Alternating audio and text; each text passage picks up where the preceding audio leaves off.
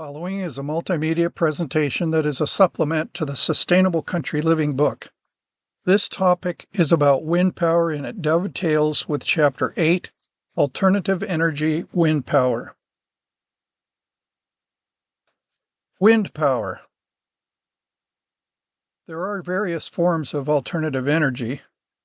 Solar is the most common, wind is another, microhydro is another, and there could be others as well, like geothermal and pedal power. But we're going to consider wind power in this presentation. Those old windmills are the predecessors for new modern wind turbines that generate electricity. The same wind that used to pump water for cattle is now turning giant wind turbines to power cities and homes. Okay, have a look at this wind farm in the California desert. A hot desert next to tall mountains, an ideal place for a lot of wind. Here's another one on the windy prairies of Wyoming. Now, today's wind turbines are much more complicated machines than the old prairie windmills, but the principle is the same. Both capture the wind's energy. Okay, here's how it works. First, a wind turbine blade works sort of like an airplane wing. Blowing air passes around both sides of the blade. The shape of the blade causes the air pressure to be uneven, higher on one side of the blade and lower on the other.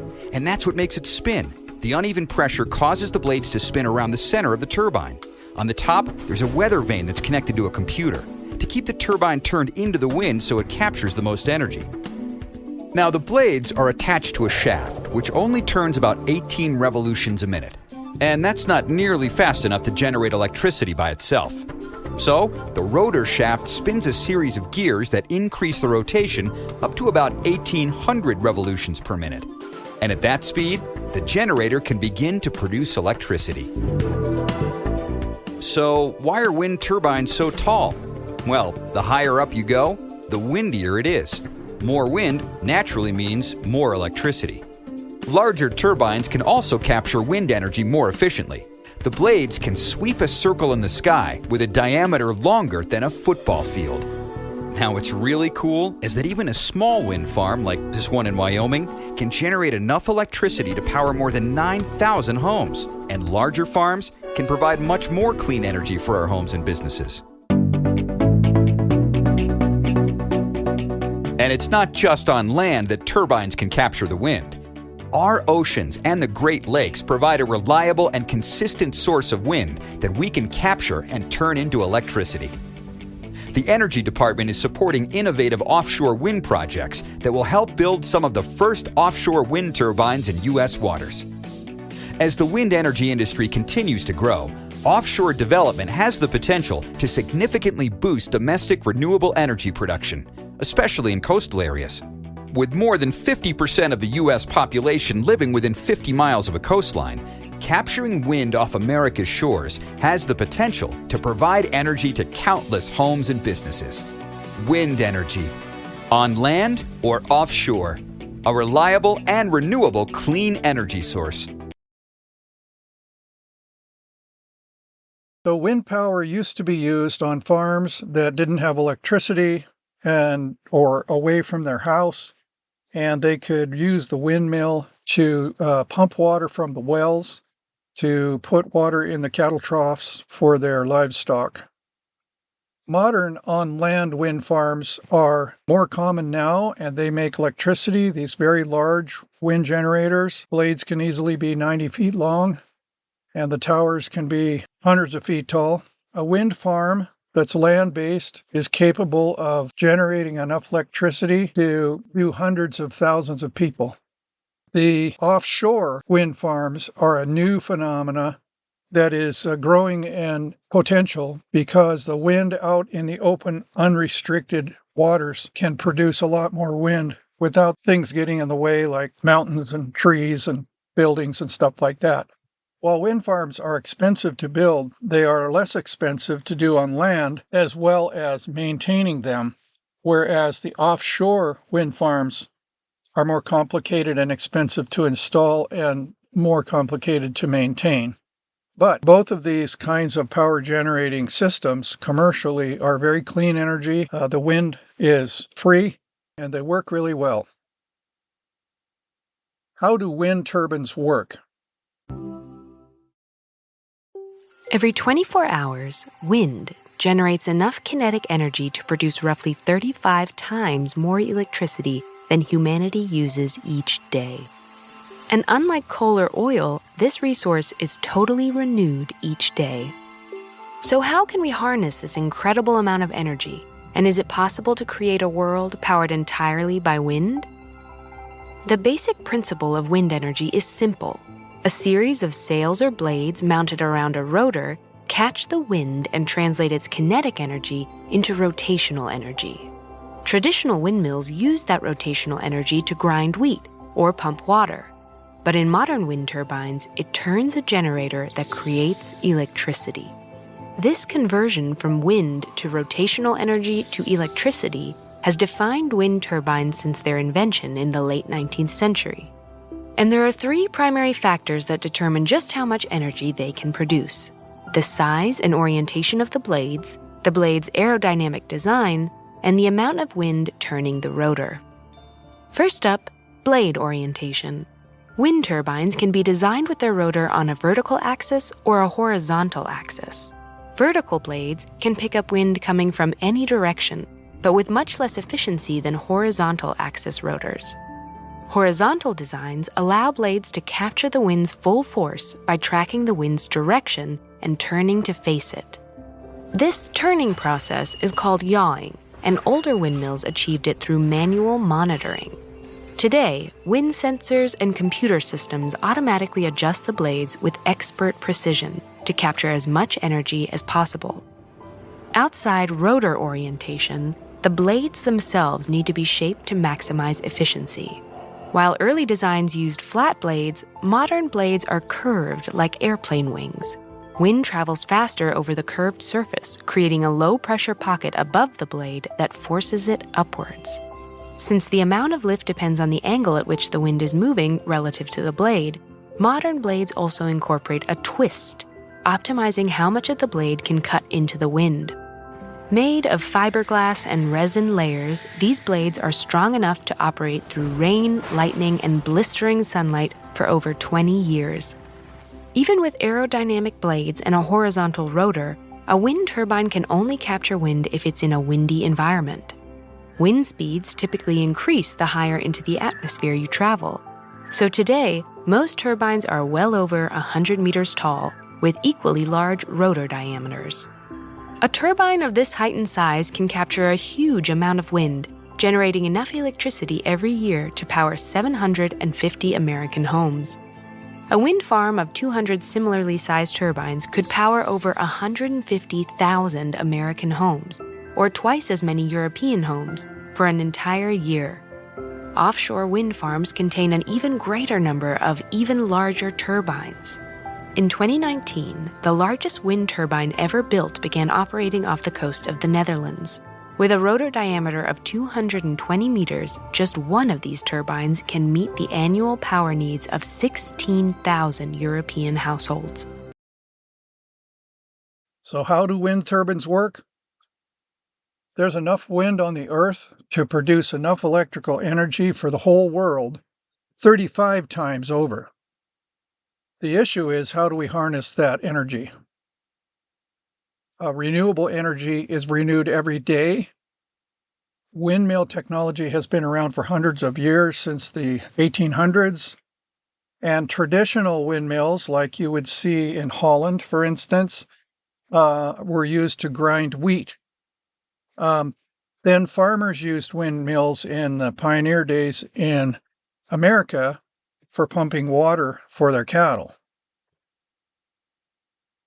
There are some factors that play into how much wind production will make electricity. One is the orientation of the blades.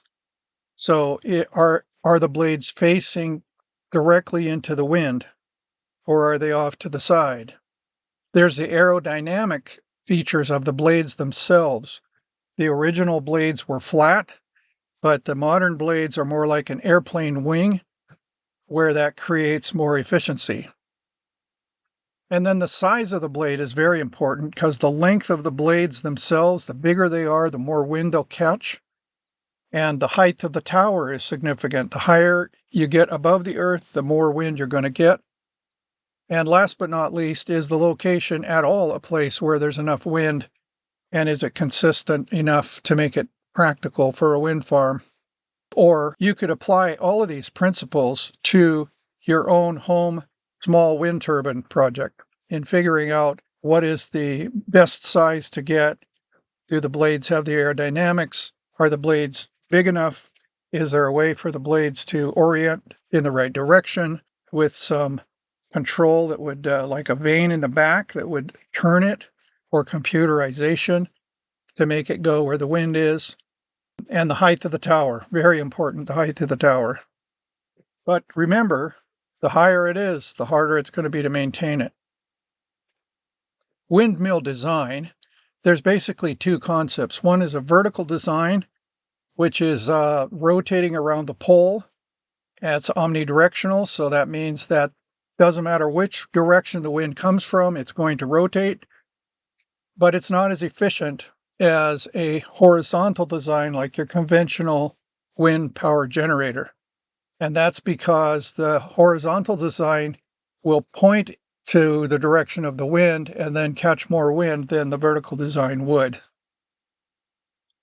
Back in the day, the old windmills, those big kind you would see on pictures from Holland, they were adjusted manually by people physically getting out there and turning the whole building of the windmill, and that was adjusting the yaw, they called it.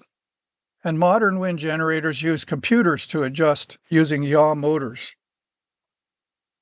Examples of small wind turbines. This here is a small wind turbine in the garden of a private homeowner. The turbine has a height of 10 meters or 33 feet and a capacity of 2.5 kilowatt. And this small wind turbine here belongs to a small commercial enterprise. The wind turbine has a capacity of 7 kilowatt and is mounted on an 18-meter high mast. Many farmers have good conditions to operate a small wind turbine. This turbine here has a power of 30 kilowatt and has a total height of 50 meters, which is 160 feet. Total height means highest point reached by the rotor. Here we see a very small wind turbine with a vertical rotor axis. And this small wind turbine with only 12 watts is used on a sailing ship to maintain the charge of a battery. And finally, here we see two micro wind turbines with 350 watts capacity each. The wind turbines are used together with solar power modules and batteries. This hybrid system supplies a remote transmission tower with power all year round. The key advantage and benefit of small wind turbines: they often produce electricity when the photovoltaic system is not productive. When the sun is not shining, the wind often blows. This is true, for example, in the fall and winter in Europe. The sun is weak and the wind is strong. In other countries during the rainy season, there's a little sun, but lots of wind. Small wind turbines can include ones used on homes, farms, businesses, and even boats. The advantage of combining wind and solar is that often wind picks up when the sun is not available, such as at night. Solar will not work, but you could have wind at night. You could have wind around the clock during the 24 hours, but you're only going to get sun when the sun's out. So for sure, you're not going to get it during the night. You're going to get less or none when it's really cloudy. And in the winter, your days are shorter and the sun isn't as intense and there isn't as much clear sun. So solar has disadvantages compared to turbines because the wind could be blowing any time of day, and often it will blow in the season and during the times when the solar is less productive. So combining the two is a good idea. If you're going to do the wind, you also want to have the solar. So choosing the right wind turbine. We talked about it before. Horizontal axis is your traditional looking bladed, horizontally mounted. The direction is adjusted by the wing at the back. The vertical axis wind turbine is not as efficient, but it doesn't have to turn in order to catch the wind. Basically, a distinction is made between horizontal and vertical wind turbines. Here on the left, we see a wind turbine with a horizontal rotor axis. And this type is state of the art. On the right, a wind turbine with a vertical rotor axis. In practice, there are many variants. Small wind turbines can really look very different. On the left, a horizontal wind turbine with 3 blades and a wind vane. On the right, a so-called shrouded or ducted wind turbine. This design has not been convincing so far. And now on the left, we see a vertical Dario rotor, and here on the right, a vertical Savonius rotor. The Savonius design has low efficiency. A good rotor design is primarily characterized by high efficiency. This means high power production. One should choose the wind turbine that produces the most electricity at one's own location. Market practice has shown that fancy-looking small wind turbines often result in low electricity yields. State-of-the-art are still the usual turbines with horizontal rotor axis. For each type of wind turbine, you have to find out how much electricity does the turbine generate at my location. Choosing the right wind turbine. There are a variety of small turbine designs.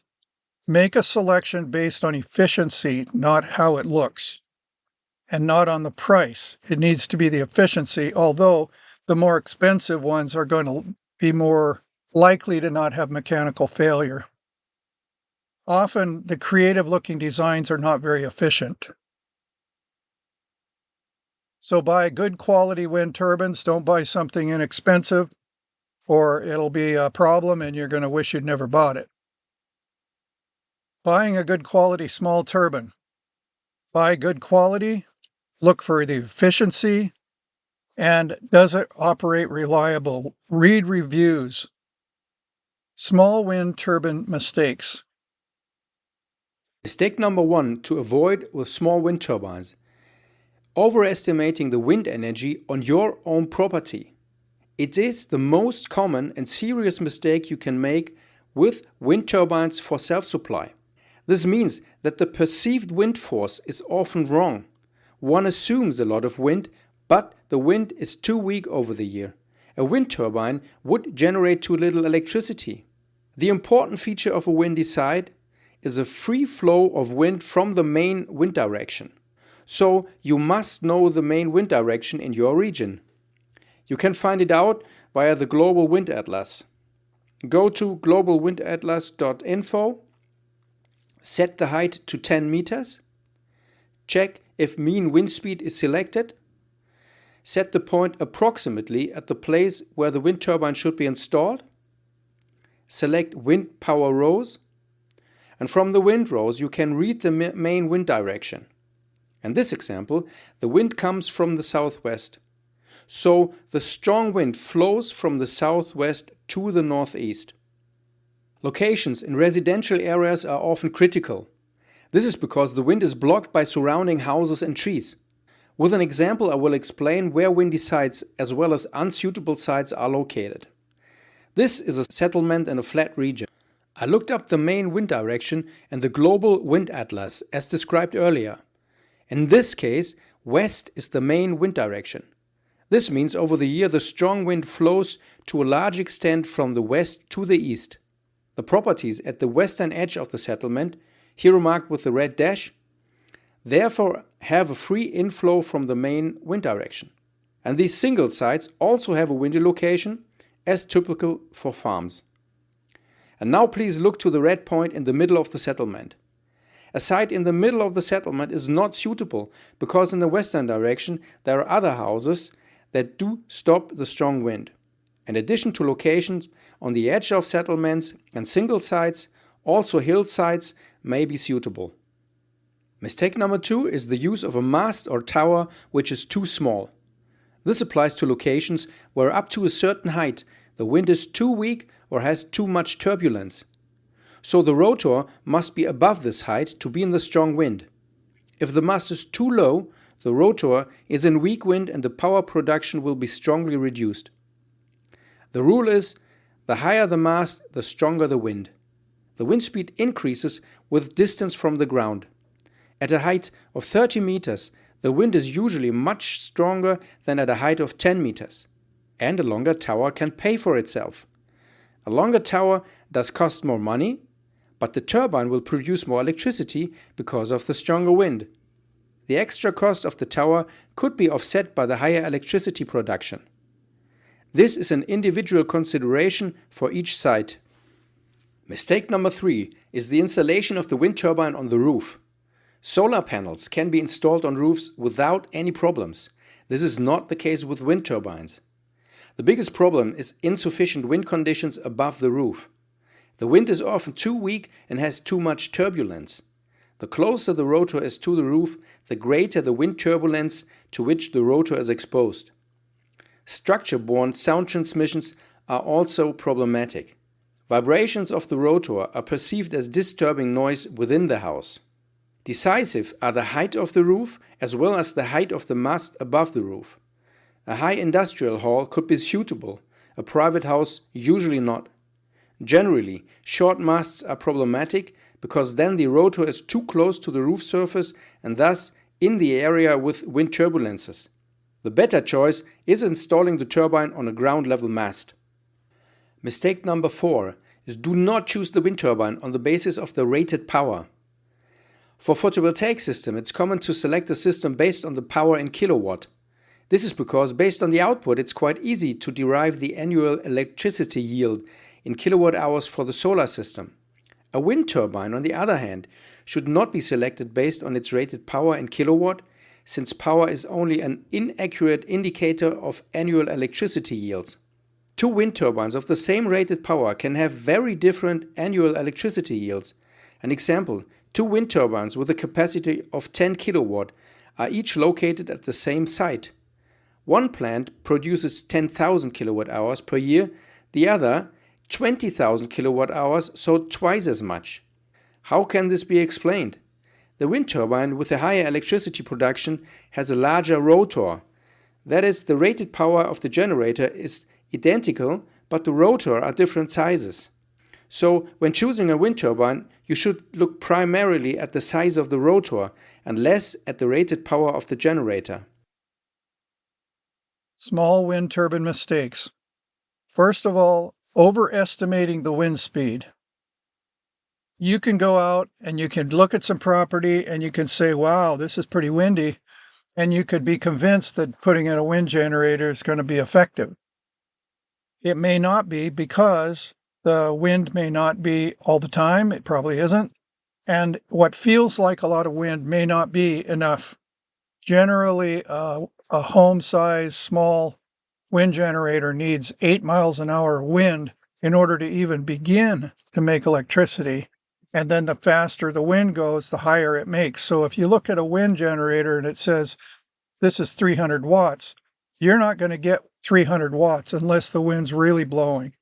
So at 8 miles an hour, it may be only making a couple of watts.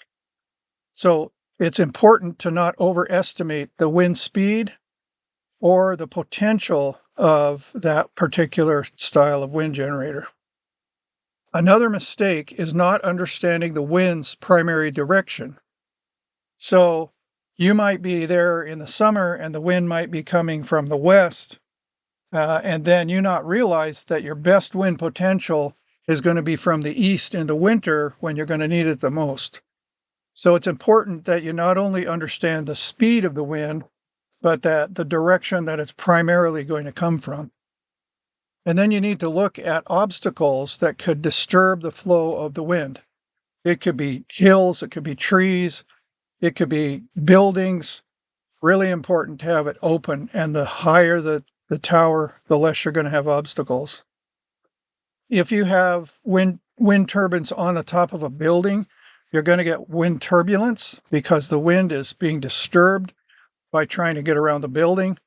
So that's generally not a good idea. The other thing is if you have a roof-mounted turbine, it potentially will make vibrations that will be felt in the house and sounds that you'd hear in the house. And that would be something that you might not like. You want to make sure your turbine is not too small.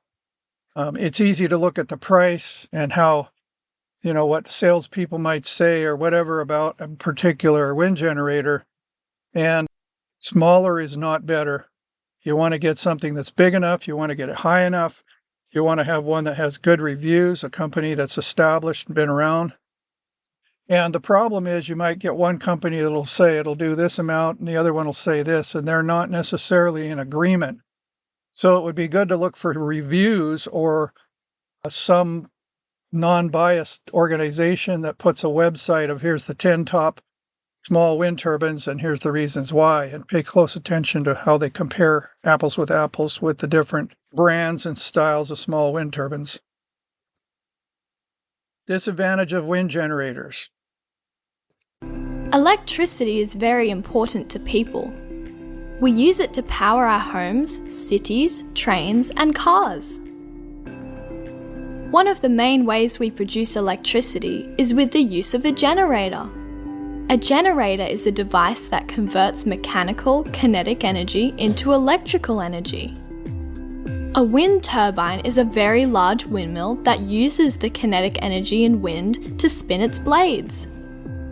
The blades spin a generator that transforms the energy into electrical energy.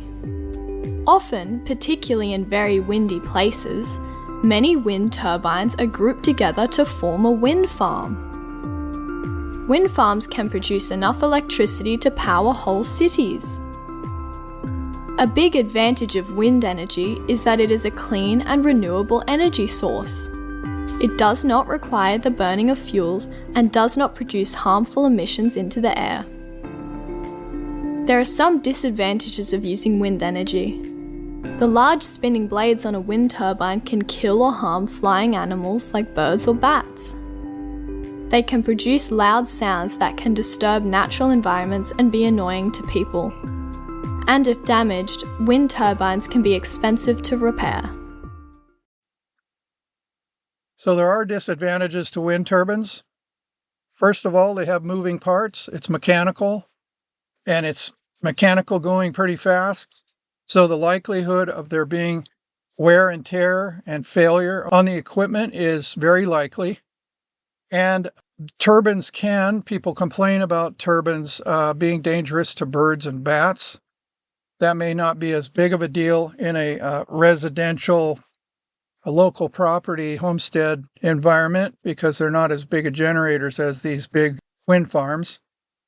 But sometimes they make a noise and you might not like it, even if it's not on your house.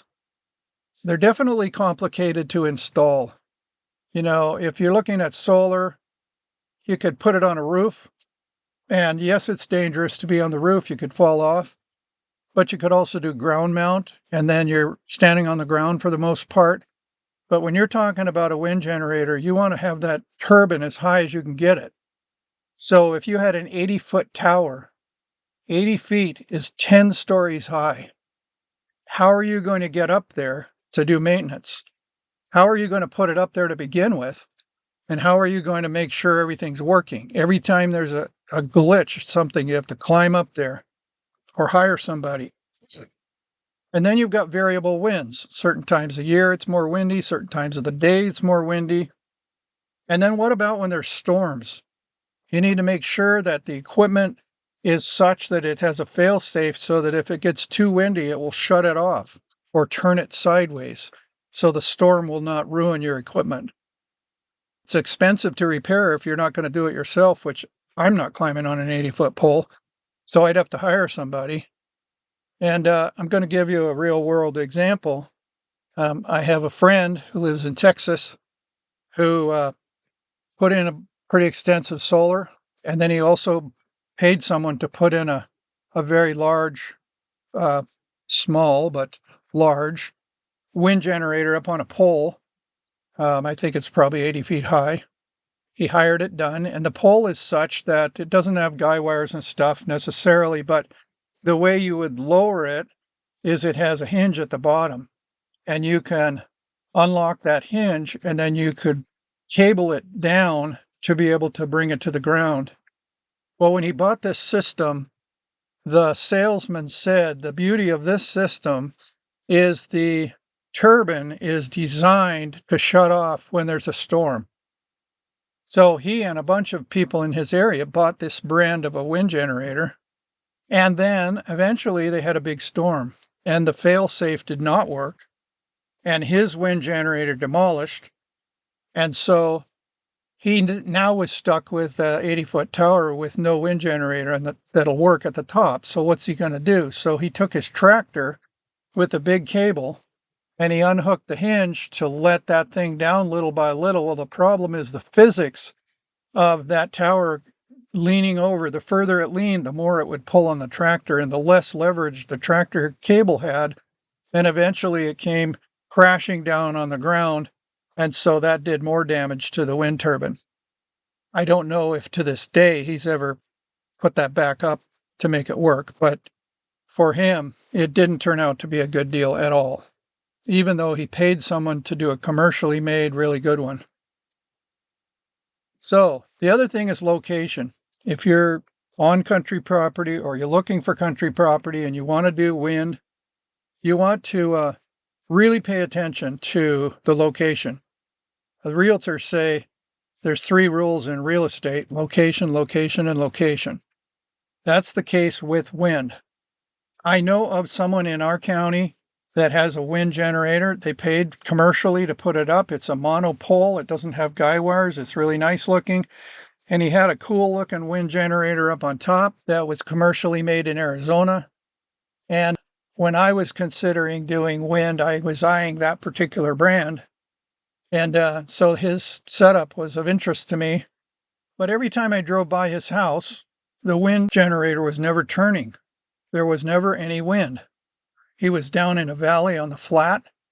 If he'd have been up on the top of the hills, it might have worked, but it wasn't working where he was. Eventually, the wind generator came off the top. He took it off, and that pole has been sitting there for years with no generator on top doing anything. Another real-world example in our area is somebody who put up a very, very large wind turbine, like commercial size, not wind farm size, but very big tower. And it's probably 300 feet tall. And he's out on the edge of a hill facing a valley. And you would think he would get plenty of wind there. Well, when I would go by, that wind generator was not turning. And eventually, that generator came off, and I have never driven by there when it was windy, ever. So here this guy invested probably hundreds of thousands of dollars for this really first-class setup, and it has not worked. So there are 2 examples. One's a small wind generator, and one's a large-scale one, and both of them are failures, to say nothing of my friend in Texas who's worked fine until a big storm. So you can see how they can be problematic. It's really important that you know the location you're going to do this so that you can make sure that it's worth the investment. So how do you know? When we were developing our country property, I was really considering wind as one of my alternative energies. I knew I was going to do solar. I was hoping to do micro hydro, but I also wanted to have the option to do wind. And so part of the permitting process of being able to build the house up on this hill where we are, the county had a geologist that you had to have come and look at your place to make sure that the house would stay there instead of sliding down a hill or something like that. So he was there and he says, "You're on solid ground. It's going to be fine." And we got talking. And he told me about him being hired as a consultant to a big wind farm company, power company, that was considering putting a whole hillside of wind generators, a wind farm, a few miles from where we live.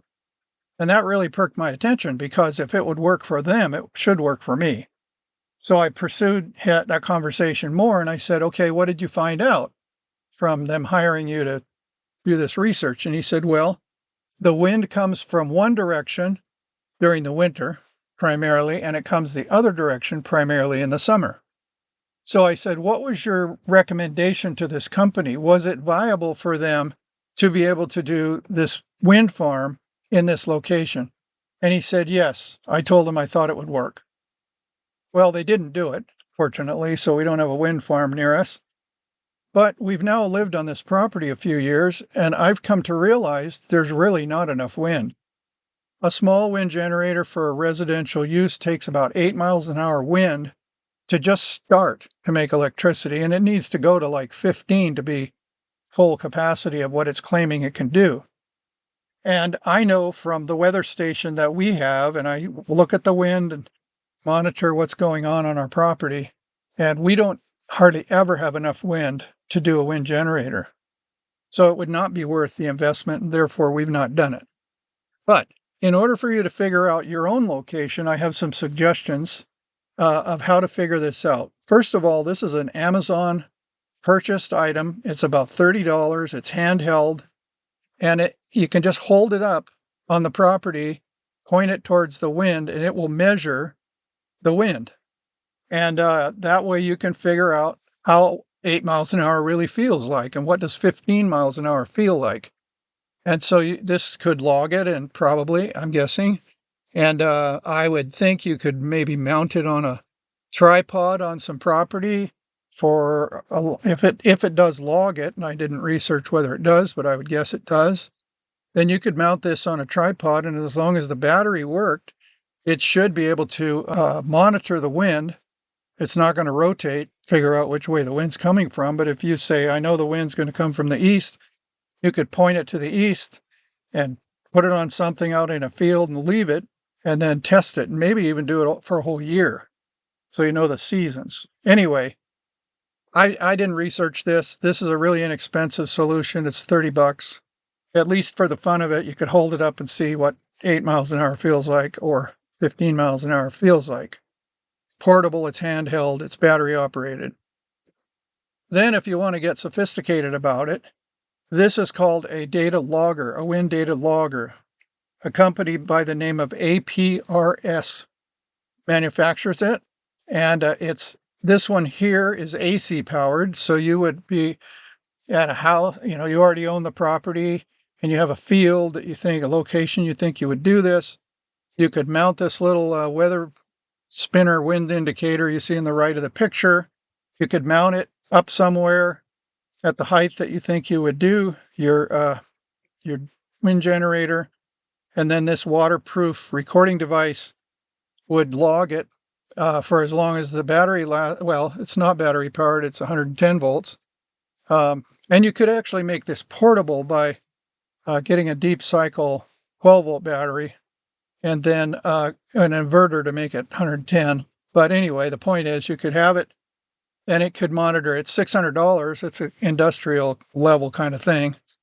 Or if you really want to do it without the power from the house, this is, say you have remote property that you own or are considering owning, and you want to log the wind for a whole year.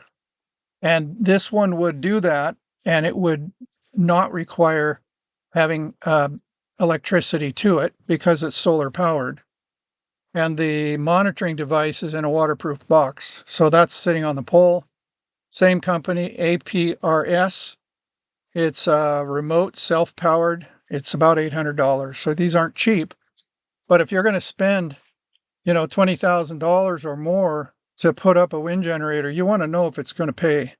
And so while $600 or $800 sounds expensive, it's a good investment to find out if it's really worth doing, because there's a high chance that it's probably not. It's available for a tax credit, just like solar or other forms of alternative energy. The key here is you keep the receipts of everything that you purchase. Or if you pay for someone to put it up, anything where you would pay and get a receipt, then you could save those receipts, and those qualify for the 30% solar tax credit that would come off of your income tax. And last of all, remember location, location, location. It is most likely that if you live in a place that is windy enough to make electricity, you're not going to want to live there because it's very uncomfortable. I went through a town, I got out to fill up with gas, and the wind was blowing so hard I could hardly stand up. But within sight, there was a whole big wind farm, and they have enough wind year-round that that's a really good place to do a wind generator. And I had friends that lived right there on a hill, but they put up with the wind. So if you're willing to put up with a high amount of wind, maybe on a edge of the Great Lakes or the ocean or something like that, then a wind generator would be worth considering. Otherwise, you spend the money on this and now you're, instead of mad at the wind because it's uncomfortable, now you're mad at the wind generator because it's not producing anything that you thought you were going to get. So the key is, when you're considering wind power as an alternative energy, do your homework, look at reviews, consider carefully where you want to do it, how much you want to spend, and be careful about it, because it can be a good thing, but it also has a fair amount of hiccups along the way that could happen if you haven't done your homework correctly. To be aware of new videos like this one, be sure to subscribe to the Preparing for the Time of Trouble channel. For more free videos and downloadable audio podcasts, as well as handouts, go to www.preparingforthetimeoftrouble.com. Topic categories include recordings of live seminar presentations, country living, sustainable gardening, homestead remedies, how to be self-sufficient when the grid goes down, wild edible and medicinal plants, hydrotherapy, and end-time Bible prophecies. To take advantage of these free resources, go to preparingforthetimeoftrouble.com.